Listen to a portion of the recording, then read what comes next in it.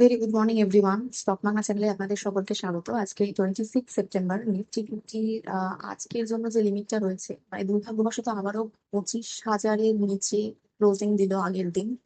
তো আজকের জন্য 24,850 800 এই লেভেলের সাপোর্ট লেভেল রয়েছে। এরও যদি নিচে যায় 600 700 লেভেলের সাপোর্ট লেভেল, তার নিচে আশা করছি না তো আজকে যাবে। তো 24,500 একটা মেজর সাপোর্ট লেভেল রয়েছে। উপরের দিকে রেজিস্ট্যান্স রয়েছে 25,000-এ। ব্যাংক নিফটির ক্ষেত্রে 54,950 900 এই লেভেলটা সাপোর্ট লেভেল হিসেবে কাজ করছে। উপরের দিকে রেজিস্ট্যান্স রয়েছে 55,250 300 এই লেভেলে।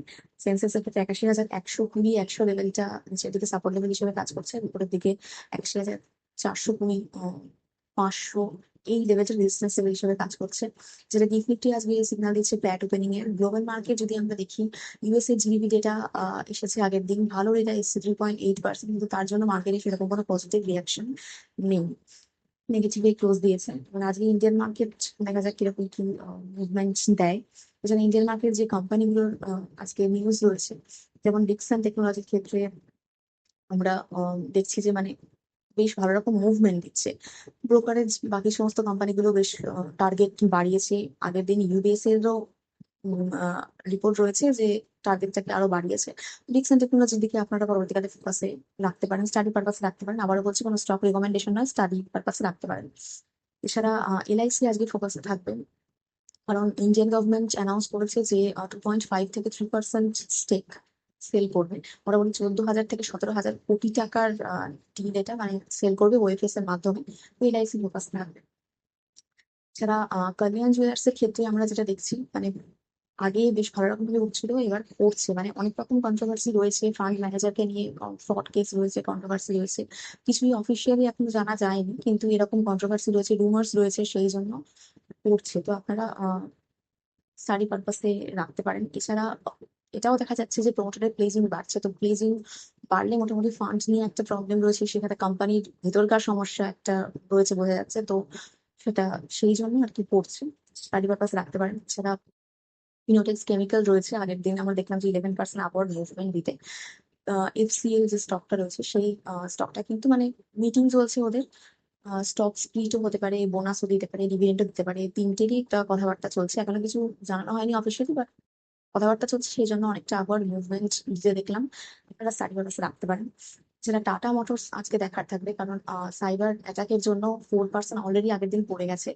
তো বলা হচ্ছে যে মানে বিলিয়ন্স লস হয়ে যাবে, যা প্রফিট হয়েছে FY 2025-এ, তো সেইটা টোটালি লসে চলে যাবে। র্যানসামওয়্যার বলা মানে মনে করা হচ্ছে।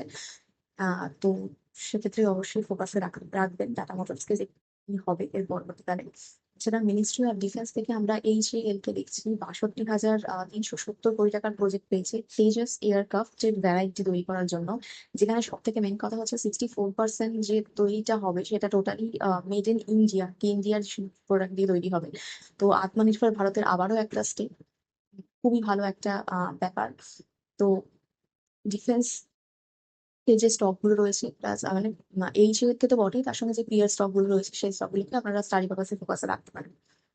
এছাড়া কেপিআই এনার্জির ক্ষেত্রে আমরা দেখছি 5% উপরে উঠে 32 কোটি টাকার লোন অ্যাপ্রুভ হয়েছে গুজরাট রিনিউয়েবল প্রজেক্টের জন্য। হাইওয়ে ইনফ্রা এই স্টকটাকেও দেখছি 31 কোটি টাকার কন্ট্রাক্ট পেয়েছে। এই ছোট ছোট কোম্পানিগুলোর এই সমস্ত কন্ট্রাক্ট গুলো যদি আপনারা খবর রাখেন, তো বুঝতে পারবেন যে পরবর্তীকালে গ্রোথ থাকবে, কারণ বিজনেস গ্রো করবে, ওদের অর্ডার যত পাবে তত বিজনেস গ্রো করবে।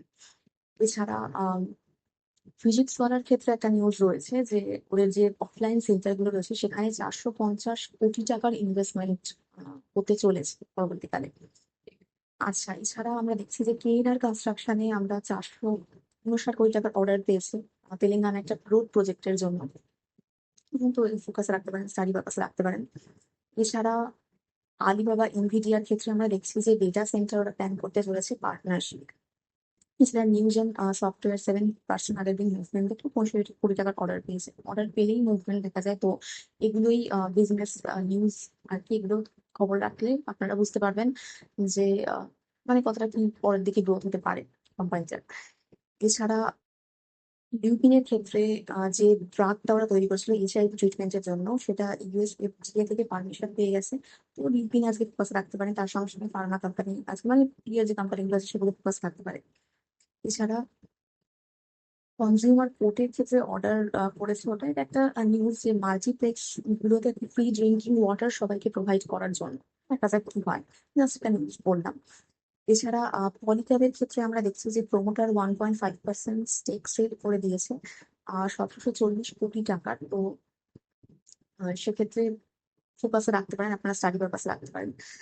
এছাড়া অশোক লেল্যান্ডের ক্ষেত্রে আমরা দেখছি যে চায়নার সিএলবির সঙ্গে অ্যাডভান্স লিথিয়াম ব্যাটারি তৈরি করার জন্য পার্টনারশিপ করতে চলেছে, এটা খবর রয়েছে। তো আজকে এই স্টকটাকেও আপনারা ফোকাসে রাখতে পারেন, মানে কোনো স্টক রিকমেন্ডেশন নয়, স্টাডি পারপাসে ফোকাসে রাখতে পারেন বিজনেস স্টাডি করার জন্য। এছাড়া আমরা যে এফআইআই সেলিং দেখছি, আমাদের আবারও বেড়ে গেছে। মোটামুটি আগের দিন 5,000 কোটি টাকার এফআইআই সেলিং হচ্ছে, যদিও ডিআইআই সাপোর্টটা দিচ্ছে, নাহলে হয়তো আরো পড়ে যেত।